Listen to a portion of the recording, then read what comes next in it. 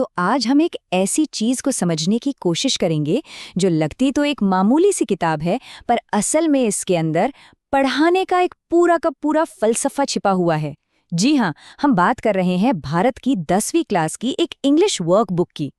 चलिए इसके पन्ने पलटते हैं और देखते हैं कि ये हमें सिखाने के तरीकों के बारे में कौन से राज बताती है। पहली नजर में तो इसका कवर देखिए जरा, चटकदार रंग, मजेदार कार्टून्स, देखकर तो यही लगता है अरे वाह, इंग्लिश सीखना तो बच्चों का खेल होने वाला है ना? लेकिन जरा रुकिए, इन मजेदार डूडल्स के ठीक बगल में कॉर्पोरेट लोगो भी छापे हुए हैं। अब ये थोड़ा अजीब सा कॉम्बिनेशन है नहीं? तो सवाल यही उठता है कि इस किताब के पन्नों के अंदर आखिर चल क्या रहा है? तो चलिए इस वर्कबुक की एक एक परत खोलकर देखते हैं।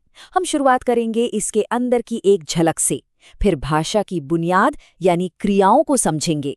इसके बाद देखेंगे कि ये किताब काल यानी टेंसेस पर महारत कैसे दिलाती है और हिंदी को एक द्विभाषी पुल की तरह कैसे इस्तेमाल करती है।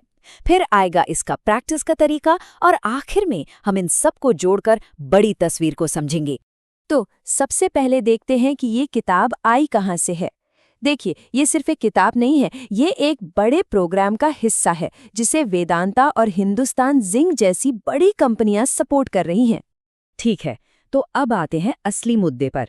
आखिर ये किताब सिखाती कैसे है? इसकी शुरुआत होती है भाषा की बुनियाद, उसकी आत्मा से, यानी क्रिया, जिसे हम अंग्रेजी में वर्ब कहते हैं। और यहाँ देखिए, कोई घुमा फिराकर बात नहीं की गई है। वर्कबुक सीधे सीधे वर्ब की परिभाषा देती है और इसे समझाने के लिए लेखक क्लेयर बॉयको के एक टेक्स्ट का इस्तेमाल किया गया है ताकि बात और साफ हो जाए। और जो बात यहाँ पर ध्यान देने वाली है वो ये कि इसका फोकस सीधे सीधे रटने पर है। स्टूडेंट्स को वर्ब के अलग अलग फॉर्म्स याद करने के लिए ऐसी बिल्कुल साफ सुथरी टेबल दी जाती हैं जिन्हें उन्हें पूरा भरना होता है। अच्छा, वर्ब्स के बाद ये किताब हमें एक तरह से समय की यात्रा पर ले जाती है, मतलब टेंसेस की दुनिया में। और यहीं पर इसका जो रूल्स पर आधारित तरीका है वो एकदम खुलकर सामने आ जाता है। देखिए कितना सिंपल तरीका अपनाया गया है। वर्कबुक ऐसे आसान से डायग्राम इस्तेमाल करती है ताकि स्टूडेंट्स के दिमाग में एक मेंटल मैप बन जाए, एक ऐसा नक्शा जो पास्ट, प्रेजेंट और फ्यूचर को बिल्कुल साफ साफ अलग करके दिखाए। और यहाँ एक और स्मार्ट चीज देखिए, ग्रामर के नियम सिखाने के लिए ये किताब ऐसे उदाहरण देती है जिनसे भारतीय स्टूडेंट्स आसानी से जुड़ सकें। इससे होता ये है कि जो मुश्किल कॉन्सेप्ट्स हैं वो भी एकदम अपने से लगने लगते हैं। अब जरा इस एक उदाहरण पर गौर कीजिए। ये सिखाता है कि भविष्य के किसी तय काम के लिए भी सिंपल प्रेजेंट टेंस का इस्तेमाल कैसे किया जाता है। देखा जाए तो ये इंग्लिश ग्रामर का एक काफ़ी एडवांस्ड पॉइंट है। अब आते हैं इस वर्कबुक की शायद सबसे दिलचस्प बात पर, इसका द्विभाषी पुल। ये किताब इंग्लिश सिखाने के लिए बिना किसी झिझक के खुलकर हिंदी का इस्तेमाल करती है। यहाँ साफ देखा जा सकता है, हर अंग्रेजी वाक्य के ठीक बगल में उसका हिंदी अनुवाद दिया गया है। मकसद साफ है, समझने में किसी भी तरह का कोई कंफ्यूजन बचना ही नहीं चाहिए।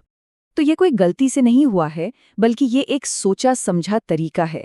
इसमें स्टूडेंट की अपनी भाषा को यानी हिंदी को एक नई भाषा सीखने के लिए एक पुल की तरह, एक सहारे की तरह इस्तेमाल किया जा रहा है।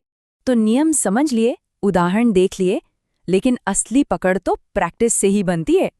तो चलिए अब देखते हैं कि ये वर्कबुक प्रैक्टिस पर कितना और कैसे जोर देती है। यहाँ सीखने का एक बहुत ही सीधा साधा पैटर्न है। पहले नियम पढ़ो, फिर टेबल को समझो, उसके बाद एक्सरसाइज पूरी करो और फिर इसी को दोहराते रहो। पूरा का पूरा जोर स्ट्रक्चर और बार बार दोहराने पर है ताकि कॉन्सेप्ट एकदम पक्का हो जाए। और वो जो द्विभाषी पुल की बात हमने की थी वो यहाँ भी काम आता है। देखिए, एक्सरसाइज के लिए जो निर्देश हैं वो भी हिंदी में दिए गए हैं ताकि समझने में कोई मुश्किल ही ना आए कि आखिर करना क्या है। अब ये एक आम सा सवाल लग रहा है ना?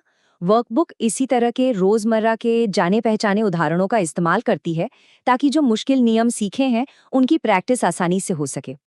तो चलिए अब इन पन्नों से थोड़ा जूम आउट करते हैं और बड़ी तस्वीर को देखते हैं।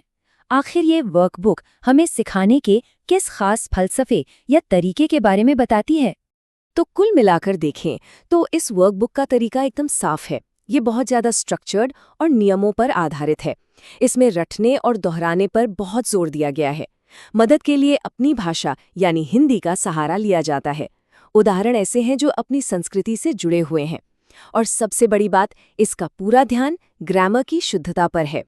और ये सब हमें एक बहुत बड़े सवाल पर लाके खड़ा कर देता है। जिस तरीके से हम कोई भाषा सीखते हैं, क्या वो तरीका दुनिया को देखने का हमारा नजरिया भी तय करता है? ये वर्कबुक इस बात का एक जबरदस्त उदाहरण है कि शिक्षा का मतलब सिर्फ जानकारी देना नहीं होता, बल्कि ये दुनिया को देखने का एक खास चश्मा पहनाना भी है। सोचने वाली बात है ना?